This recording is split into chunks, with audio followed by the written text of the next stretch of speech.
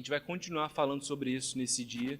E eu queria que você pudesse, então, abrir a sua Bíblia lá no livro de Provérbios, no capítulo 27. Provérbios 27, no versículo 7.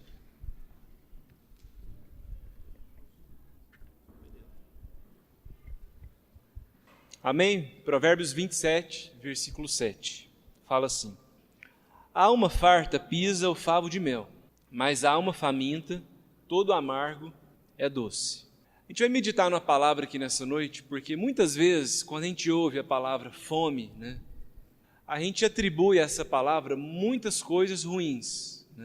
Geralmente a gente associa a palavra fome, um sinônimo de miséria, a gente associa essa palavra fome um sentido de desigualdade, um sentido de prejuízo, às vezes um sentido de exposição, como se alguém estivesse padecendo a falta ou a carência de algo. E é isso mesmo, a gente sabe que no nosso país, em muitos países, as pessoas ainda passam fome. E que de fato a fome denota tudo isso, ruim, de desigualdade, de muitas vezes corrupção, muitas vezes de roubo, muitas vezes de carência, de fraqueza. Mas nessa noite a gente vai mudar um pouco essa perspectiva da palavra fome. E a gente gostaria de trabalhar aqui hoje, de meditar a respeito do lado positivo da fome nas nossas vidas. E a gente vai entender que espiritualmente falando, a gente sabe que na nossa vida, muitas vezes, e você vai aprender isso hoje, é necessário que você tenha fome. E aí a fome diante de Deus, ela nem sempre traduz algo ruim na nossa vida, pelo contrário. Mas, na verdade, quando nós assumimos que nós temos fome diante de Deus, isso pode, na verdade, traduzir algo bom. E, na verdade, o início de muitas coisas boas na nossa vida. Isso é tão interessante, essa perspectiva boa da fome na nossa vida, porque a própria palavra de Deus fala que a alma farta pisa favos de mel, e a alma faminta, até o amargo, se torna doce. E de fato, muitas vezes a gente vive uma alma farta na nossa vida. E a palavra de Deus fala que, trazendo para esse contexto espiritual na nossa vida, a gente tem que tomar muito cuidado quando nós estamos fartos na nossa vida. Porque há um prejuízo na nossa vida se nós nos colocarmos a nossa vida cristã diante de Deus como se nada mais fosse necessário na nossa vida. Porque a alma farta é uma alma que ela está cheia muitas vezes de si mesma. E às vezes, por estar tão cheia de si mesma, ela até pisa favos de mel e não reconhece isso. A gente sabe que tudo aquilo que nós recebemos diante de Deus como revelação, a gente sabe que isso não é fruto de uma alma farta. Mas, na verdade, isso muitas vezes vai ser fruto de uma alma sedenta, de uma alma faminta, que tem fome por Deus. A gente sabe que tudo aquilo que a gente pode alcançar diante de Deus, todo o conhecimento, toda a revelação, isso não é fruto do nosso próprio esforço, porque a palavra de Deus fala que aquilo que nós entendemos, até como sobrevivência na nossa vida, isso não é fruto do nosso próprio braço, das nossas próprias mãos, dos nossos próprios talentos, dos nossos próprios dons, mas na verdade isso é fruto da revelação de Deus na nossa vida. Se a gente pudesse fazer uma análise, numa relação, por exemplo, é muito difícil às vezes trabalhar quando, por exemplo, a gente enfrenta uma relação difícil no nosso casamento e quando um de nós assume uma postura de estar com a alma farta. Se eu chegar em casa hoje e for ter uma discussão com a minha esposa, e se eu entrar nessa discussão na certeza de que eu estou absolutamente correto, e se eu entrar nessa discussão na certeza de que eu não abro mão daquilo que é a minha convicção, provavelmente essa discussão não vai me levar a lugar algum, porque na verdade a minha alma já está convencida, ela já está farta daquilo que eu estou correto, daquilo que é a minha sabedoria, daquilo que é a minha convicção. E muitas vezes, não só no nosso casamento, mas aí na nossa relação, às vezes no nosso trabalho, com os nossos filhos, enfim, muitas vezes nós estamos assumindo essa posição de estarmos com a nossa alma farta. E aí é muito difícil a gente tentar aconselhar, a gente tentar ajudar alguém que, na verdade, não abre mão daquilo que seja a sua posição hoje. Muitas vezes nós estamos assumindo uma posição na nossa vida de presunção. O que é a definição de presunção? É quando nós assumimos um lugar na nossa vida que, na verdade, nós não ocupamos ainda. É quando nós atribuímos um valor a nós mesmos que, na verdade, nós não merecíamos receber. Isso é presunção. E aí, talvez, a presunção é algo muito próximo também da arrogância. Porque a arrogância também é quando nós atribuímos a nós mesmos a convicção, a sabedoria, o conhecimento, quando, na verdade, nós não detemos a sabedoria, o conhecimento, a revelação. E a palavra de Deus diz que nos últimos dias os homens se tornariam presunçosos, assim como também os homens se tornariam arrogantes. E muitas vezes nós não estamos nos colocando diante de Deus e assumindo diante de Deus que temos fome diante de Deus, porque na verdade nós somos presunçosos e somos arrogantes. Você pode aplicar isso de maneira prática na sua vida. Todas as vezes que você tem uma discussão lá no seu casamento, a gente corre muito risco de pecar pela nossa presunção e arrogância. Porque nós não abrimos mão e estamos tão fartos na nossa vida que a gente pisa favos de mel, a gente não reconhece ninguém, a gente não reconhece a visão do outro, a gente não ouve a visão do outro, porque nós somos arrogantes e presunçosos. Em contrapartida, a palavra de Deus fala que o humilde, aquele que se coloca numa posição de fome, aquele que está faminto, até o amargo se torna doce. E aí, de fato, quando há humildade dentro de nós, quando nós não somos presunçosos em nos colocar num lugar que, na verdade, nós não deveríamos ocupar, ou não somos arrogantes em julgar que nós somos mais do que, na verdade, nós somos, até o amargo se torna algo produtivo na nossa vida. Até o amargo é bom. E na nossa vida com Deus é a mesma questão, porque, na verdade, Deus, Ele só se revela àqueles que estão famintos diante dEle. A palavra de Deus nos ensina que Deus não é um Deus que se faz revelar àqueles que, na verdade, estão fartos, cheios de si mesmos. É muito chato conviver com alguém que acha que sabe tudo. Você já viu a pessoa que entende tudo? Ela entende carro, ela entende de remédio, ela entende doença, aí ela entende psicologia, e ela entende cinema, e ela entende política, e aí é difícil até falar com ela, porque ela entende tudo, sempre. Tem pessoas que são assim. Às vezes é muito difícil discutir com algumas pessoas, porque elas sempre são tão cheias de argumento que você se cansa. Porque há uma grande fartura, né? Na argumentação, na discussão, no posicionamento. Isso é tão sério na nossa vida que muitas vezes nós estamos errados na nossa vida, a gente sabe disso. O homem, às vezes, é tão turrão que, às vezes, ele sabe que está errado, ele sabe que cometeu um equívoco, mas ele não consegue assumir isso diante da sua esposa. Ele prefere ser arrogante, presunçoso. Ele prefere ir até o final, mas ele não assume que errou, que falhou. E na nossa vida com Deus, a gente acha que não, mas muitas vezes nós estamos nos colocando nesse lugar de presunção e arrogância. Muitas vezes nós estamos vendendo uma imagem de que está tudo certo na nossa vida. Muitas vezes a gente prefere passar uma imagem para as pessoas de que a gente sabe de tudo, que a gente não precisa de ajuda, quando na verdade nós deveríamos assumir que temos fome diante de Deus. A palavra de Deus fala que nós não deveríamos abrir mão da comunhão uns com os outros. E eu dei esse testemunho aqui hoje no culto da manhã, que graças a Deus nós temos amigos, não é verdade? Graças a Deus hoje nós temos círculos sociais, né? Nós temos relacionamentos sociais que muitas vezes não se restringem às vezes ao ambiente de igreja. Isso é bom, porque na verdade nós deveríamos dar um bom testemunho nas nossas relações. Mas acontece que a minha casa, e eu tenho decidido por isso, que todas as vezes que eu tenho um grande desafio para resolver na minha vida, eu sei com quem eu posso contar. E aí no dia que as coisas fritam demais na minha vida ou na minha casa, eu sei que eu preciso chamar por ajuda. Eu tenho que ser pastoreado por alguém. Nós precisamos disso. E muitas vezes a gente leva a nossa vida nessa sensação de estarmos tão fartos na nossa vida e achar que a gente dá conta de resolver a nossa vida tudo e sempre, que a gente não pede ajuda. Ou às vezes, quando a gente abre a nossa boca para confessar da nossa casa, da nossa vida, na verdade é porque já está tudo acabado, é porque não tem mais jeito. E aí a gente comunica o fim e não um pedido de ajuda. Quer a gente queira ou quer a gente não queira, é bíblico a gente confessar a nossa vida uns com os outros. Muitas vezes você tem cometido muitos erros na sua vida e você não está chamando as pessoas para ajudarem a sua vida. Ou às vezes a gente até mente. Está tudo bem? Está tudo bem. Está precisando de ajuda? Não, está tudo certo. Por quê? Alma farta. Às vezes é mais fácil e a gente prefere mentir do que, na verdade, assumir que temos fome e que somos fracos e que a gente precisa da ajuda uns dos outros. E aí, de novo, é impossível a gente querer ajudar alguém que, novamente, não se abre. Como é que a gente vai ajudar alguém que não abre a sua vida? E a Bíblia fala muito sério a respeito disso. A Bíblia fala que nós não deveríamos abrir mão da comunhão da igreja. Porque a igreja é esse lugar que, na verdade, nós deveríamos abrir da nossa vida, inclusive nos momentos mais difíceis. Inclusive nos momentos em que a gente precisa pedir ajuda.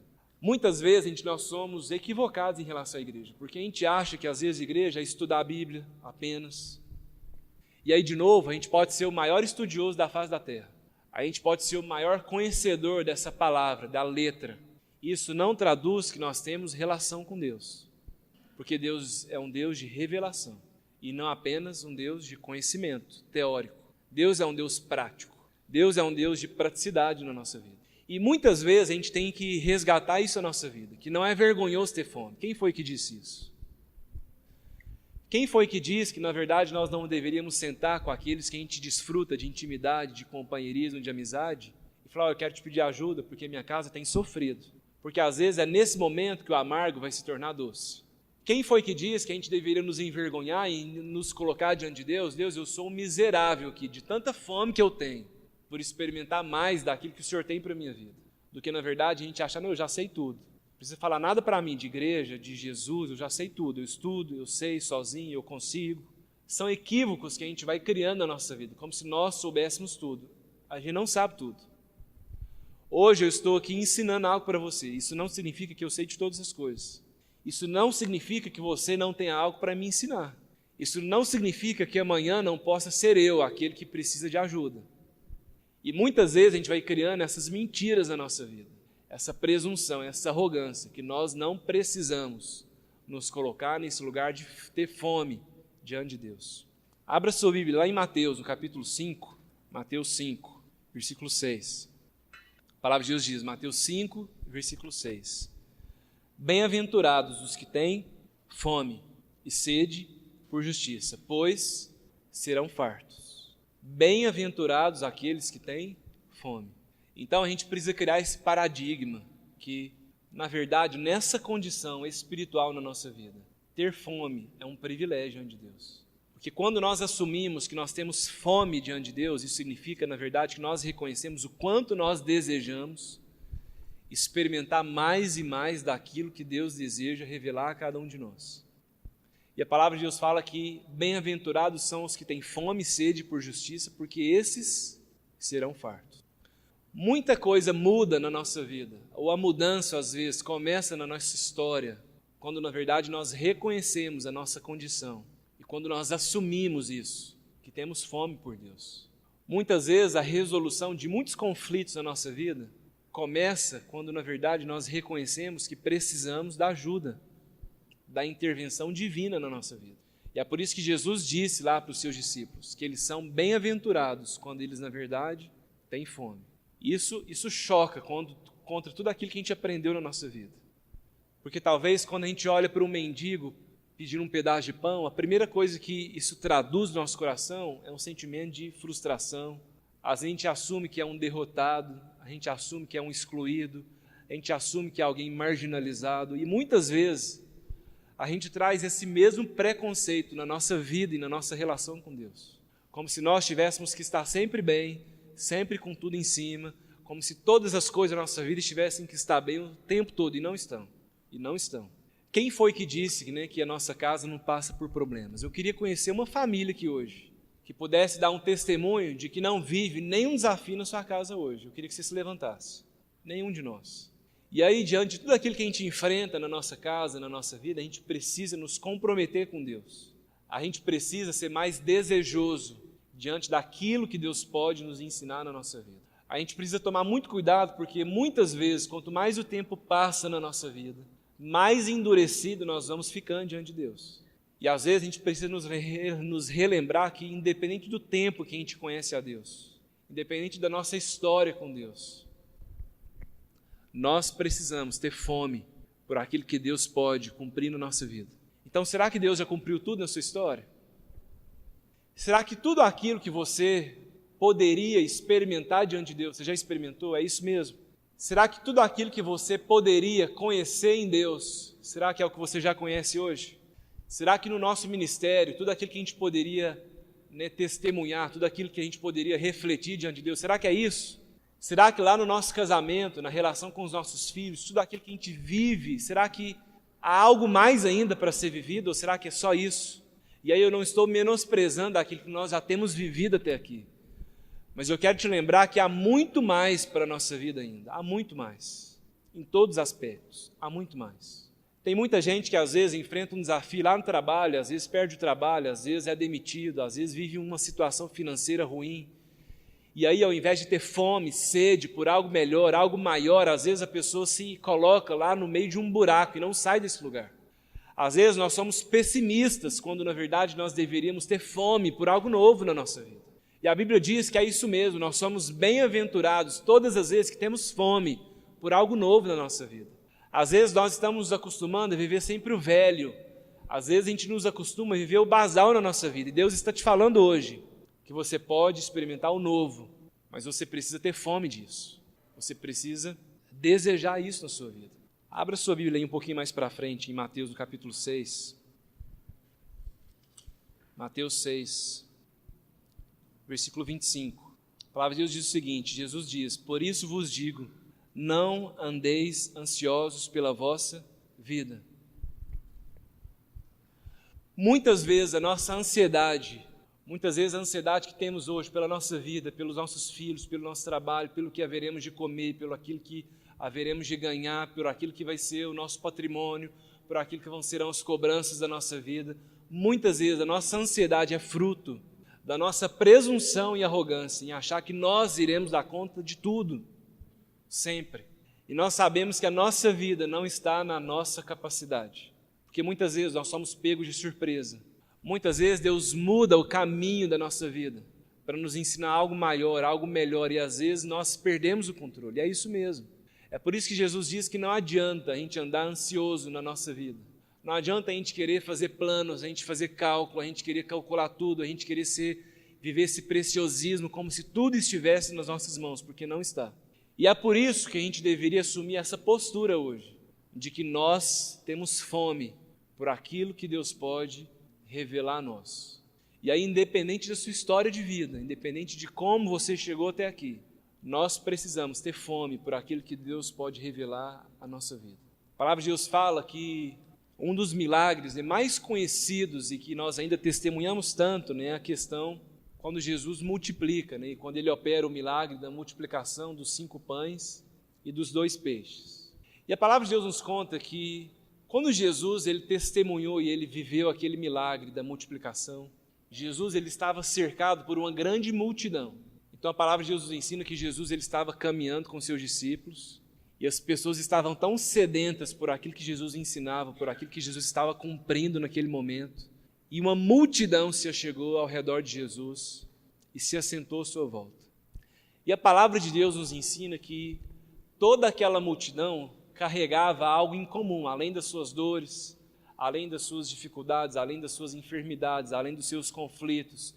E aí a gente fica pensando que ali tinha gente com casamento destruído, ali provavelmente tinham pessoas que apresentavam alguma enfermidade física, ali com certeza tinham pais com problema com seus filhos, ali com certeza tinham pessoas que talvez estariam vivendo problemas financeiros, mas havia algo em comum naquelas pessoas, na verdade naquela multidão. A palavra de Deus nos ensina que aquela multidão tinha fome, aquela multidão estava faminta. E faminta, inclusive, no sentido físico, porque a palavra de Deus fala que eles caminharam com Jesus e a hora já era tarde, e por isso eles não tinham o que comer ali, e eles tinham fome física, a barriga doía de fome.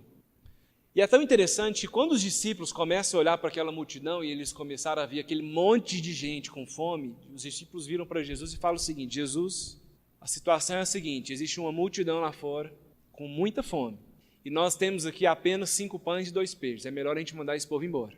Muitas vezes a nossa vida é isso que a gente tem feito. A gente tem ido embora, com fome.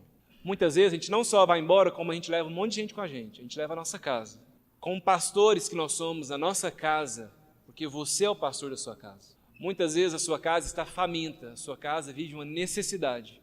E sabe o que você faz? Você manda todo mundo embora, porque é mais fácil. É mais fácil mandar o povo embora do que arrumar alguma maneira de alimentar esse povo. Muitas vezes, como amigos, o que a gente faz? A gente manda embora.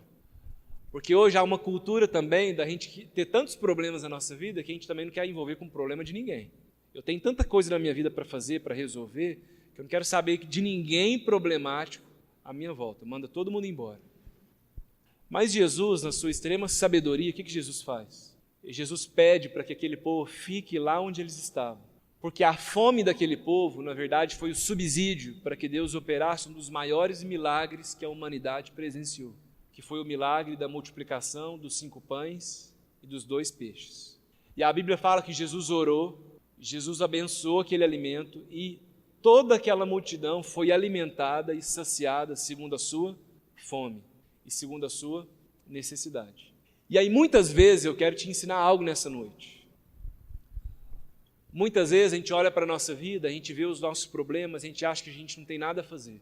Muitas vezes a gente acha que nós não temos mais nada para lutar na nossa vida.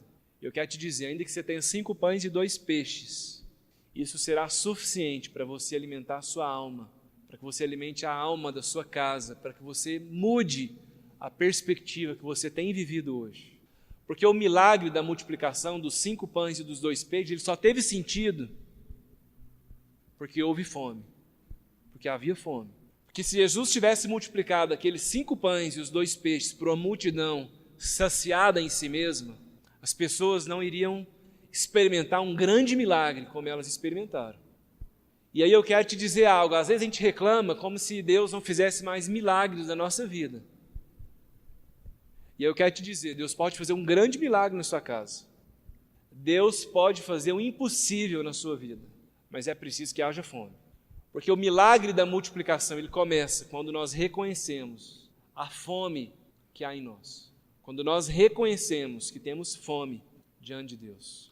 A palavra de Deus nos ensina que Cristo, ele é o próprio pão vivo que desceu dos céus. Ele é o pão. A palavra de Deus nos ensina que Jesus, instantes antes de ser crucificado, Jesus chamou os seus discípulos, sentou numa mesa e ele repartiu alimento. E ele nos ensinou que ele seria o nosso alimento. E que ele seria o verdadeiro pão que nos alimentaria durante toda a nossa vida e a nossa história. Mas, de novo, só há sentido em falar do pão, só há sentido em falar do pão vivo, só há sentido em falar do milagre da multiplicação quando nós reconhecemos que temos fome. A melhor coisa é quando nós ensinamos algo para alguém que é sedento por aprender algo. Se você é professor, eu tenho certeza que você se satisfaz muito quando você consegue ensinar algo para um aluno que tem sede pelo conhecimento. É muito bom ensinar o seu filho a andar de bicicleta, sabe por quê? Porque ele deseja demais não cair da próxima vez. É muito bom a gente olhar uns para os outros e ver o crescimento pessoal que talvez a gente tenha vivido, quando nós olhamos uns para os outros e vemos o quanto temos sede e fome por conhecer e experimentar mais diante de Deus. E aí eu queria que você respondesse algumas perguntas aqui hoje para Deus. Porque algumas coisas são um sinal daquilo que tem sido a nossa vida. A gente sabe que a palavra de Deus, ela nos incentiva para que a gente não julgue as pessoas. Então a gente não está aqui para estabelecer juízo sobre a vida de ninguém. Porque nós não somos juízes uns dos outros. Mas algumas coisas traduzem a nossa alegria e a nossa vida com Deus. Então, há quanto tempo a gente não tem lido a Bíblia? Porque às vezes a gente fala assim, eu quero conhecer de Deus, eu quero conhecer mais, eu quero ser mais sábio, eu quero ter sabedoria, mas vamos ser práticos. Há quanto tempo você não abre a Bíblia lá na sua casa para você estudar? Às vezes hoje você enfrenta um grande desafio na sua casa, e de novo, há quanto tempo você não faz uma oração? Há quanto tempo os nossos filhos não nos veem orar? Há quanto tempo? Porque isso é um sinal muito claro do quanto nós temos fome por aprender mais de Deus. Eu não tenho dúvida de que Deus pode fazer algo na sua vida, mas a grande dúvida é se nós estamos desejosos por experimentar o novo de Deus. Essa é a dúvida. A dúvida não estava que Jesus ele poderia operar quantos milagres ele pudesse operar, mas a dúvida estava lá no coração dos discípulos, que na verdade queriam despedir as pessoas, para que elas não fossem alimentadas. E aí eu quero mais um pouco aqui hoje ainda, eu quero dizer que todos nós aqui hoje, independente da nossa vida, independente daquilo que tem sido os nossos últimos dias, independente da nossa história, nós precisamos ter fome. Quando um animal tem fome lá no meio de uma floresta, sabe o que ele faz? Ele sai desesperadamente a caça. Quando você tem fome e a barriga dói, você pelo menos levanta do sofá e vai preparar algo para você comer. Então, muitas vezes, Deus permite a fome na nossa vida para que a gente seja também despertado, para que a gente seja também movido a fazer algo diferente na nossa vida, para que a gente se mova do lugar onde nós estamos, para que aí então sejamos fartos e saciados na nossa vida. Então, saia do lugar onde você está. Tenha fome por viver algo melhor na sua vida, em todos os aspectos. Que você não seja um homem, uma mulher ou um jovem acomodado na sua vida. Porque os grandes homens e as grandes mulheres que fizeram história, eles não fizeram história porque estavam acomodados. Eles não fizeram história porque estavam fartos em si mesmos, pisando em favos de mel. Eles fizeram história porque muitas vezes o amargo teve que se fazer doce. Eles fizeram história porque houve uma fome tamanha que os movimentou a um novo lugar. E é isso que nós precisamos viver na nossa vida. Nós não podemos continuar parados no lugar onde nós estamos. Nós não podemos. Nós vamos morrer nesse lugar. Nós vamos morrer de depressão, nós vamos ficar mais ansioso, nós vamos pôr a nossa casa à prova, nós vamos arruinar a nossa família. Se a gente continuar parado no lugar onde nós estamos, a gente precisa avançar na nossa vida. A gente precisa construir algo além daquilo que nós já construímos até aqui. E que você tenha esse entendimento, que todos nós aqui hoje, todos nós, precisamos ter fome diante de Deus. E que muitas vezes Deus está à porta da sua casa e Ele está disposto a fazer grandes coisas na sua vida, desde que você não se coloque nesse lugar de sabedoria humana, que você não se coloque nesse lugar de prepotência, arrogância, presunção, porque talvez a única coisa que nós temos que oferecer para Deus, sabe o que é? 5 pães e 2 peixes, e a nossa fome, porque isso vai ser mais do que o suficiente para que Deus faça algo muito maior do que nós temos pensado ou pedido.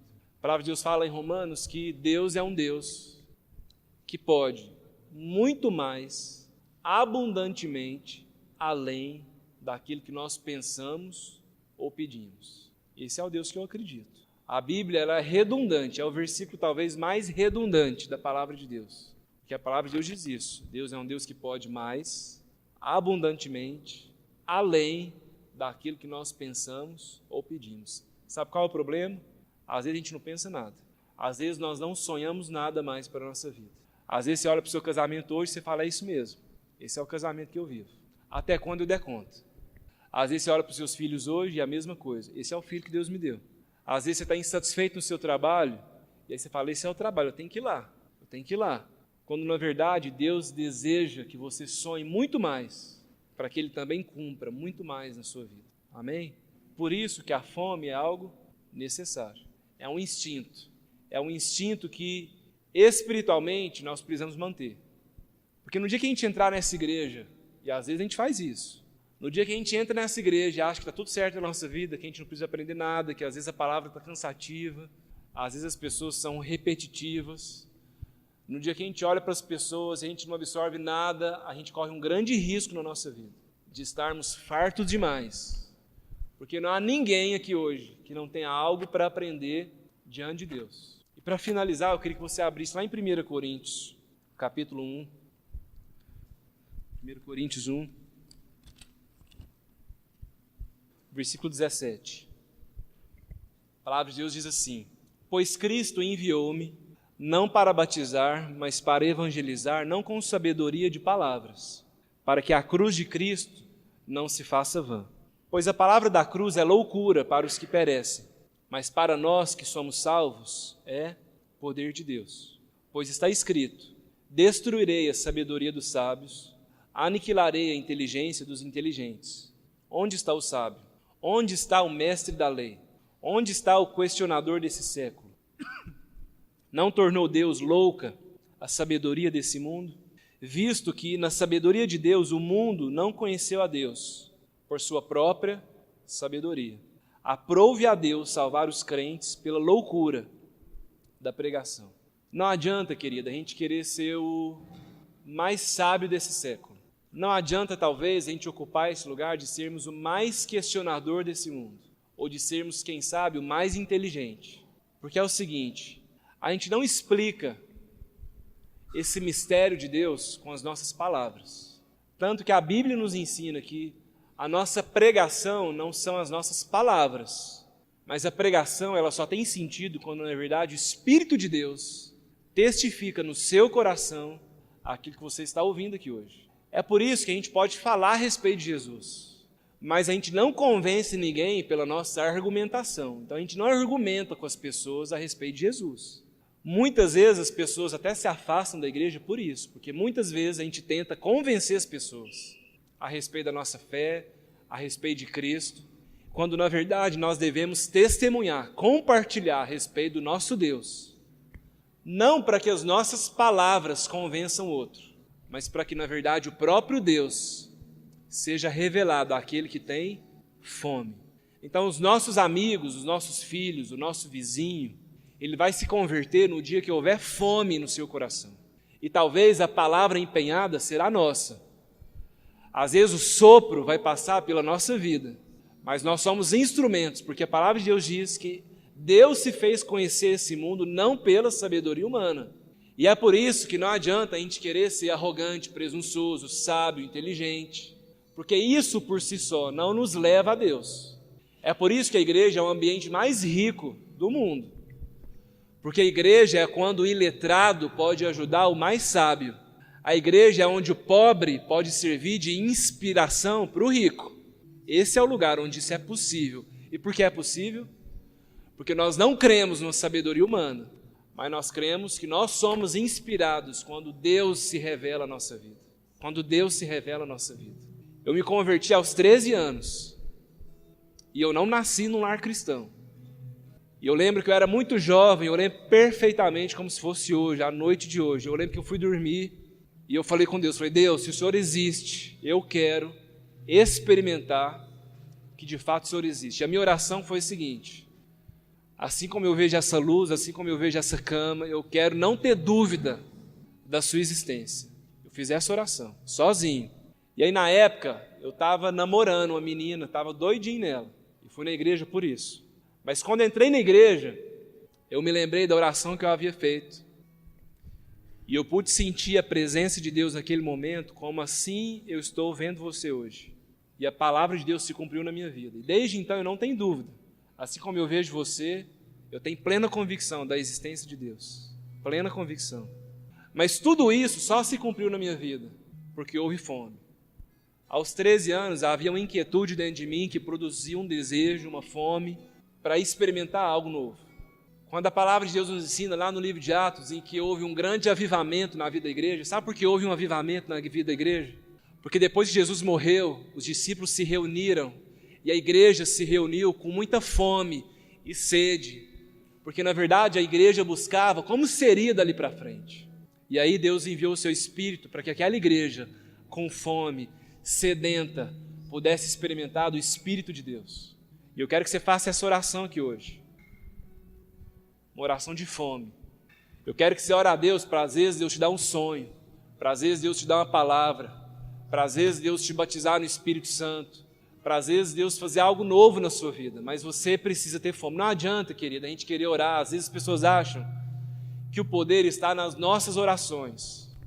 Eu posso perder a voz aqui hoje, que eu não consigo, que nada se cumpra na sua vida, a menos que haja na sua vida a disposição, a fome por experimentar algo novo. Às vezes você está doente. E eu sou médico, eu falo isso com autoridade. É impossível você restaurar a saúde de alguém que se entregou à doença. Porque toda ciência, toda medicina, todo tratamento tem uma eficácia muito maior quando nós temos fome e sede em também sermos curados na nossa vida. Então você tem que se posicionar na sua vida. Você tem que dizer, Deus, eu quero. Às vezes sua casa está de mal a pior, às vezes seu casamento está péssimo.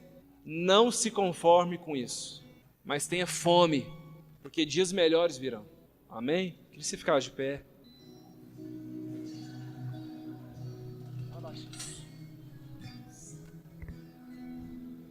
Queria que você fechasse seus olhos.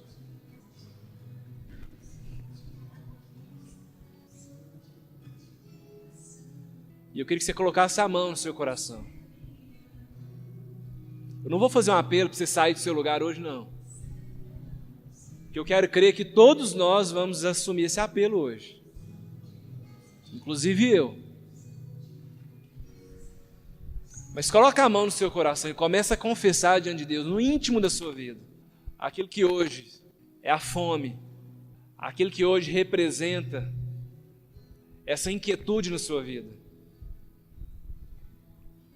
Às vezes você acha que às vezes você tem dúvidas, né? Será que eu conheço a Deus? Será que eu conheço a Cristo? Faça essa oração: Deus, eu quero conhecer o Senhor hoje. Senhor, eu quero ter fome pela sua presença, pelo seu Espírito Santo, pela revelação da sua palavra, pelo entendimento, pela sabedoria que vem do alto. Se hoje você enfrenta um problema no seu casamento, eu quero, em nome de Jesus, tenha fome por mudança, por restauração. Se hoje você tem qualquer dificuldade na sua relação com seus filhos, às vezes com alguém da sua família, coloque diante de Deus, tenha fome por perdão, por mudança, por renovo. Quem foi que disse que as coisas estão perdidas na sua casa? Quem é que determinou que as coisas não têm mais solução na sua vida? Quem é que declarou essa palavra a seu respeito? Sobre a sua saúde física, declare isso. Senhor, eu quero ser curado. Senhor, eu quero experimentar um milagre na minha vida. Fale isso diante de Deus.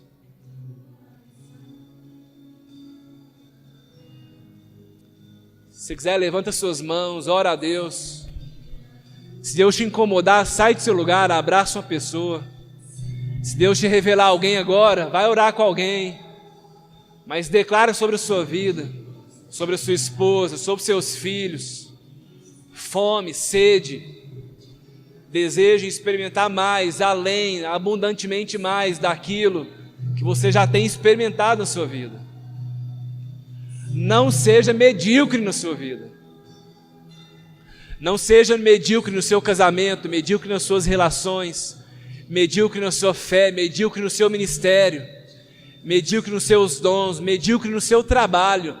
Não seja um profissional medíocre naquilo que você faz. Mas busque o renovo de Deus.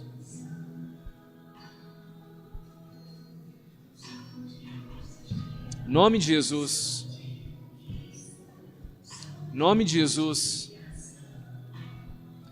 Se você desejar receber uma oração, eu queria então que você saísse do seu lugar, viesse aqui à frente. A gente quer orar por você. A gente quer declarar isso sobre a sua vida. Declarar que há um milagre para se cumprir na sua vida. Amém? Em nome de Jesus. E se você não deseja receber uma oração, que você vá em paz. Que Deus te dê uma excelente semana. E que você experimente um milagre na sua vida. Amém? O milagre da multiplicação. Segundo a fome que hoje nós confessamos diante de Deus. Amém?